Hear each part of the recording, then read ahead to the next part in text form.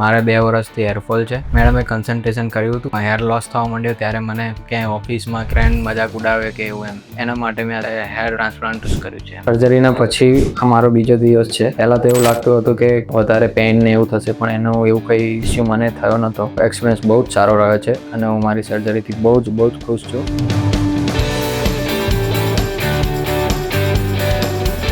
મારું નામ જય પટેલ છે. મારી એજ 22 છે. મારે 2 વર્ષથી હેરફોલ છે. ક્લિનિક વિશે મને મારા ફ્રેન્ડ દ્વારા ખબર પડી હતી. અહીંયા હું આવ્યા પછી મેડમે કન્સલ્ટેશન કર્યું હતું. પહેલી જ વખત અહીંયા આવ્યો હતો અને મારા ફ્રેન્ડે આજથી 5 વર્ષ પહેલા એટલે કોરોના ટાઈમમાં કરાયું હેર ટ્રાન્સપ્લાન્ટ. તો મેં એ જોઈને ત્યાં ક્લિનિક ચૂઝ કરેલું છે. હેર લોસ થવા માંડ્યો ત્યારે મને ફોટોસ સોશિયલ મીડિયામાં અપડેટ કરતા કે ક્યાંય ઓફિસમાં કે એવી રીતે આપણે પ્રોબ્લેમ થતો હોય છે કે બહાર 2 વ્હીલરમાં નીકળો તો બી પ્રોબ્લેમ થાય, ફ્રેન્ડ મજાક ઉડાવે કે એવું એના માટે મેં અત્યારે આ હેર ટ્રાન્સપ્લાન્ટ ચૂઝ કર્યું છે. આના પહેલા મેં એક આયુર્વેદિક દવા પણ યુઝ કરેલી છે, પણ એનાથી મને કોઈ ફેર પડ્યો નહોતો. 12 મહિના જેવું મેં કર્યું હતું એ યુઝ, અને એના પછી બી મેં મિનોક્સિડિલ યુઝ કરી હતી. એનાથી થોડો ઘણો ડિફરન્સ દેખાતો હતો, પણ મારે ઓફિસ વર્ક એટલે આઉટ ઓફ સ્ટેટ ને વધારે હોય છે, તો એક વીક કે એવું ના લગાવું તો એનાથી હેરફોલ વધારે રહેતું હતું. સર્જરી માટે હું એક્સાઇટેડ છું, કેમ કે હવે મારો લુક ચેન્જ થવા જઈ રહ્યો છે. લિટલ બીટ નર્વસ બી છું.